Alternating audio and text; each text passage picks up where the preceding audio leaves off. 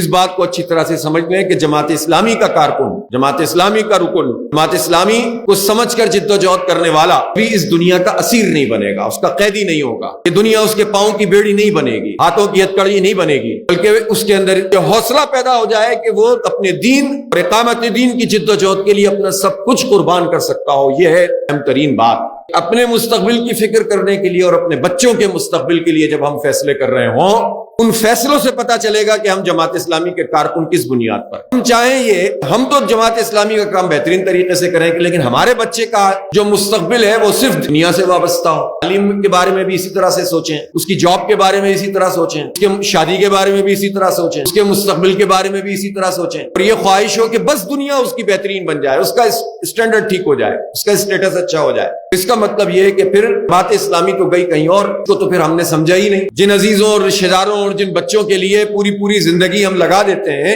ان کے لیے بس چھوڑ کے چلے جاتے ہیں، ہم تو چلے جاتے ہیں، اور وہ بچے بھی اسی طرح سے چلے جائیں گے، اور ان کے بچے بھی اسی طرح سے چلے جائیں گے۔ تو کام وہ کیا جائے کہ جو پائیدار ہو۔ تجارت کرنے سے منع نہیں ہے، اچھی جاب کرنے سے منع نہیں ہے، دنیا میں سہولتیں حاصل کرنے سے بھی منع نہیں ہے، لیکن ان سہولتوں کا اسیر ہو جانا اور ان کو پیش نظر رکھ کر اپنی پوری زندگی کو ترتیب دینا، یہ بالکل اس طرح ہے جس طرح نبی اکرم صلی اللہ علیہ وسلم نے فرمایا کہ جب کشتی پانی میں چلتی ہے تو اس کے اوپر تیر رہی ہوتی ہے، لیکن اس میں سوراخ ہو جائے، پانی کشتی میں آ جائے، وہ ڈوب جاتی ہے۔ رہنا اس دنیا میں ہے، برتنا ہے،